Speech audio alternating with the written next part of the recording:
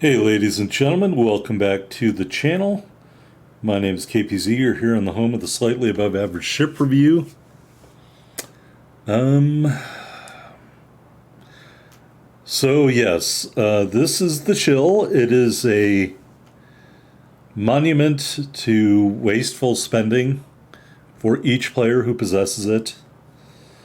I've probably spent a lot of money on this game, and I would tell you that just about every player that has this ship in their port either is really desperate or they spent a lot of money on this game. We're top tier. We're on Greece. It is a domination match.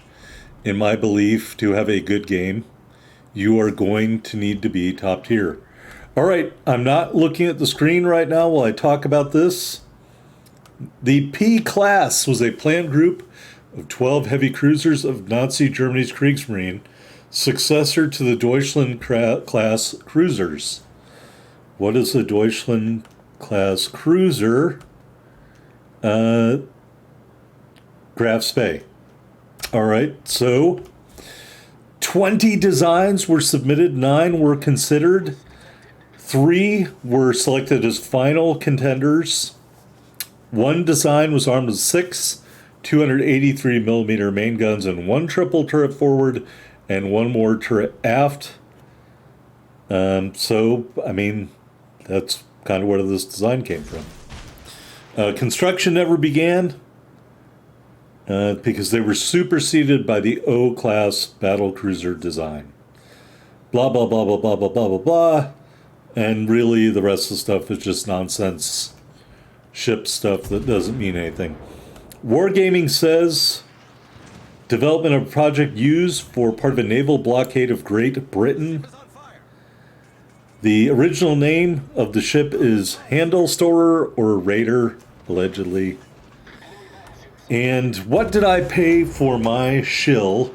Shill, by the way, one of the definitions of the word shill without the C is a swindler or a gambler, and I think both of those are very appropriate for this ship. I paid 800 premium days and 3,000 promotion orders to unlock the shill. And I'm not a cruiser player, which just shows you how much I valued 800 premium days. I still have about 450 left, and 3,000 promotion orders because I still have about 3,000 of those left. So clearly I did not value them at all at this point in the game because most of my commanders are either maxed or they're out of needing promotion orders. And when I get new commanders, I think I can afford to rank them up because I've got 2,000 to 3,000 promotion orders left. All right, so I would consider this to the new player or maybe someone who doesn't know a lot about cruisers, which could also be describing me. I would say think of this as the older brother of the Graf Spee. You know, that's at tier 5, I think. It's got sonar, it's got torpedoes, it's got 2 triple turrets, 1 to the front, 1 to the rear. And this ship has sonar, it's got torpedoes, it's got 2 triple turrets, 1 to the front, 1 to the rear. And it also has a main battery reload booster, which I would hoard jealously because I do not imagine you're going to get the opportunity to show full broadside and live very often in this ship. So as you can see, we've already been playing for about 3.5 minutes, and I'm playing this ship very conservatively, hiding next to a rock because I'm not a good cruiser player. I'm definitely not, let's just say, Aaron, who had 175k damage in this thing. I'm not saying I couldn't have 175k damage in this thing. I'm saying that the enemy team would have to be blindfolded and not paying attention if I was going to get that much damage. So I just decided I'm just going to hang out near this rock and let the targets present themselves and take what is given to me, as opposed to trying to force the action like I would in a destroyer or a battleship, because I'm not a very good cruiser player. So here we are. You know, I think it's a nice looking ship. Really overpriced. I was hoping at the very least this would be a legendary tier ship or something like that. But Wargaming seems to love pumping out tier 7s. And it seems to me that there are more tier 7 premiums than any other tier, and I have a problem with that. It would have been nice if this was a tier 8 or maybe a legendary tier.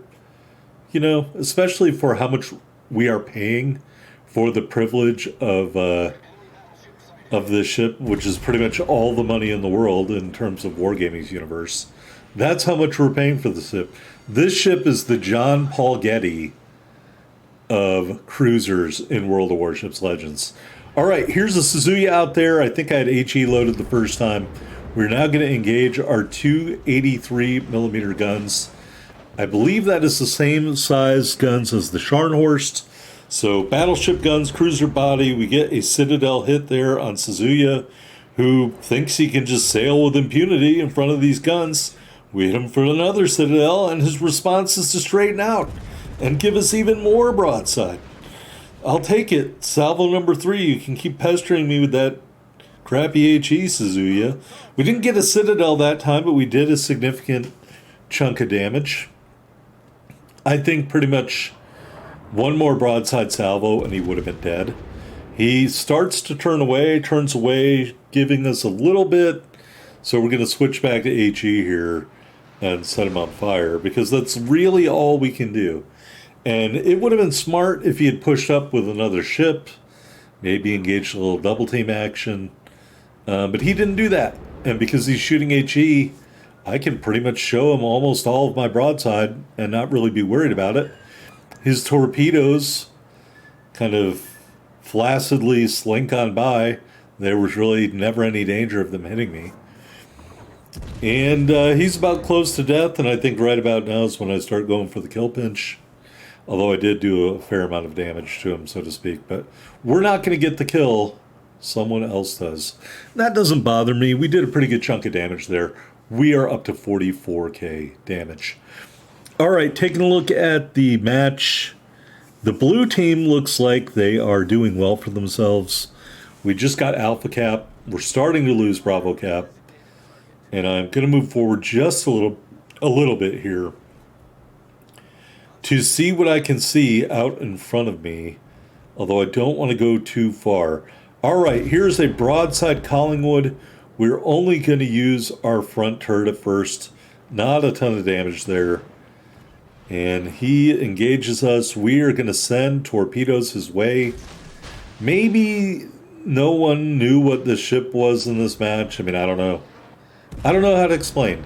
But what I do know is if you aim up over the armor belt, you can hit the Collingwood pretty hard with these 283s. And that's what I did there. Still keeping the torpedoes going. I'm hoping that my main battery distracts him a little bit from the torpedoes. Another shot over the armor belt. Another Citadel hit. Torpedo finishes him off. Devastating strike. Kill number 1. All right, turning the turrets. I got a destroyer and I got a battleship who doesn't have a lot of health out there. We don't have a lot of health out there. So I'm mindful of that as I'm proceeding forward. I believe there's a cruiser in front of me. I'm just trying not to get shot at by any broadside battleships. I'm going to moderate my heading here a little bit just in case, but there was no incoming fire. I held my fire on the ships in Bravo. And here is the other ship over here in Algeria. Well, folks, I got to tell you, there are certain moments in this game that are very satisfying.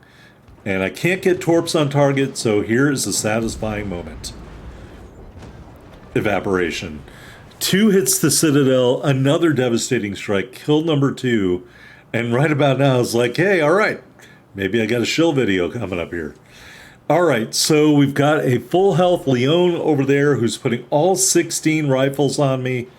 He's chipping away. I have about 2,700 health left. So I'm just going to put the rear turret towards Leon. And I'm really trying to just not be spotted at this point. So I'm going to let him fade out there. As you can see, our legendary skill Emergency Bell is on, and I think Emergency Bell quickens your reload maybe in addition to rudder shift. So Maybe emergency bell helped us reload a little bit quicker or get out of the way a little bit quicker. But I'm very cognizant I don't have a lot of health. And so I'm trying to use this island as a shield and maybe try to set the enemy on fire or something like that. And right now we are up 3 ships to 2. All right, I shot at a Bismarck with HE, and then I'm going to go forward here and finish capping out Charlie, and that will give all caps to the possession of the blue team. The Bismarck is still alive as we add to our ribbon collection. And right now I just need the destroyer over there between Alpha and Bravo to spot either of these ships so I can try to kill one of them. And originally my target is the Bismarck because he doesn't have a lot of health left.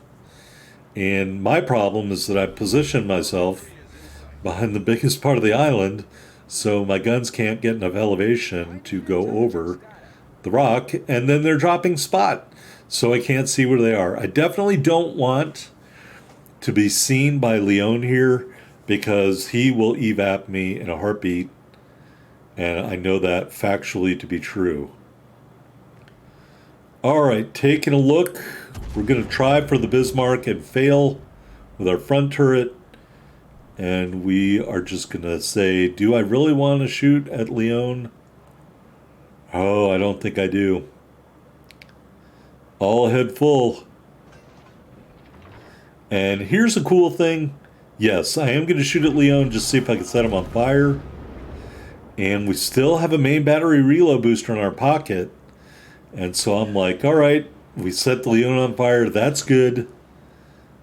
I think he shot a little bit at me and missed there. But now I'm going to pop out on the other side here and take care of the Bismarck. Watch the Leon in the background. We shoot at Bismarck, and we get torps off on Bismarck after setting him on fire. Right there, the Leon is now half health and then evapped by torps. And we have torps in the water. The Bismarck put out the fire. We're not taking fire damage, but he showed the broadside, and we will finish this game off with It's Just a Flesh Wound and our 3rd kill of the match. Very satisfying for a non-cruiser player. All right, here we are on my favorite screen, the victory screen. It's Just a Flesh Wound Medal, 2 devastating strikes. We ended up with 110,763 total damage. We did a little bit of everything in this match. 3 torpedo strikes, we shot down an airplane, 3 kills, set 3 fires, 2 floods, 6 hits to Citadel, a cap defended flag, and a solo base cap, and some secondary hits thrown in there. We ended up with 615,641 silver and over 8,000 ship XP and commander XP with no boosters, no booster flags being used. So I think that's a pretty good match for a non-cruiser player. And is the Schill overpowered? No. Should it have been overpowered based on what we all paid for it? Yes, it should have been. All right, here we are at the top of the board. 2 medals, 3 big kills, 3041 base XP. That's officially a pretty good game for me in a cruiser, and I will take it all day long and twice on Sundays. All right, let's go back to the port after a brief message from Wargaming and take a look at the ship. All right, in terms of the upgrades, aiming system mod 1, steering gears mod 2, concealment system mod 1, and gun fire control system mod 2. Your mileage may vary on these choices. All right, in terms of the loadout, 2 charges of a sonar, 5.6 kilometers for ships. I would never use defensive AA fire. And 2 charges of the main battery reload booster. I would never use the catapult fighter, regardless of what you were trying to do.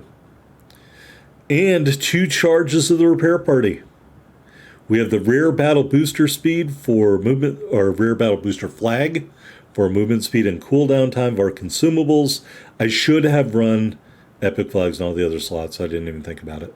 Type 9 permanent camouflage, the crafter flag for crafting this overpriced hunk of shit out of our excess goods. All right, 52,400 hit points, 13% torpedo damage reduction with our build. Those two 283 millimeter turrets, 19 kilometer firing range, 17-second reload, 20-second turn time. HE shells just 3,200 max damage with a 20% fire chance. AP shells 90-240 max damage. Two sets secondaries, range of both is 6.3 km. The first set of 6x2 105s reloads every 3.3 seconds, 1,200 HE shell max damage with a 5% fire chance. The second set of two triple 150s reloads every 7.5 seconds, 1,700 HE shell max damage with a 8% fire chance. All right, moving on to the torpedoes. Two quad launchers reload every 90 seconds, max damage 13,700. They have a 10-kilometer range at 64 knots. The detectability is 1,300 meters. AA defense, your AA defense is really kind of not great at all. It's terrible. Your dual-purpose secondaries are your longest reaching AA, just 4.5 kilometers, and your best damaging AA at just 100 damage per second. Maneuverability, also not great, 34.8 knots in the water, 760 meter turning circle, pretty much a battleship, 8.7 second rudder shift time. I don't think a double rudder build in the ship is a good idea. Concealment, 11.7 on the water, 7.4 from the air, which I thought was pretty good, 9.8 when firing from smoke. Yikes. Taking a look at the stats, we played 8 games. We won 3 of them. Main battery accuracy, 44%. Torpedo accuracy, 6%. We've killed 6 ships, 2 by guns, 2 by our secondaries. That was 2 destroyers in the match right before this. And 2 by torpedo. So our kill ratio in the ship is 0.8. And our average damage per game is 53k. The game you just saw was our best game in the Schill. Although I will play more games in it. I hate to say it, the Schill, the Graf Spee, those are ships that I just don't play well in, no matter how much I would like to play well in them, because they don't have any armor. All right, here's the armor scheme. At and slightly above the waterline citadel, put this bow back on. You do have a rather large armor belt, 27 millimeters above and below that. The armor belt is just 30. I mean, almost worthless at this tier, if not totally worthless. Torpedo belt is just below the waterline. The turrets and barbettes, the turrets have a little tiny band of armor, and then the rear of the turret is more heavily armored. The turrets are sloped, but they're made out of Swiss cheese. This armor here, that yellow stuff, just means it catches on fire. So the armor profile of the Schill is rather worthless. Here is our commander, Karl von Mueller, fully maxed out for your pleasure. Nikolay Kuznetsov and Mimbelli as our inspirations. Hardy, the base trait, it's been nerfed since introduction. Cruiser speed plus 4%, whoopee-doo. We went with Beyond Range in row 1. I know I'm weird. Expose in row 2. I just like the extra sonar and the extra detectability when sonar is active. You know, what can I say? I think it's important, and I wouldn't blame you if you never used the skill. All right, row 3, punch through. Row 4, fixated. And, of course, the unique skill, emergency bell. So if you, too, have all the money or all the resources in the world, you can go into the crafting station and make yourself this beautiful ship, the Schill, and become the laughingstock or perhaps the envy of people you encounter while playing this game. Thanks for watching. Like, comment, subscribe down below. I will see you on the next video.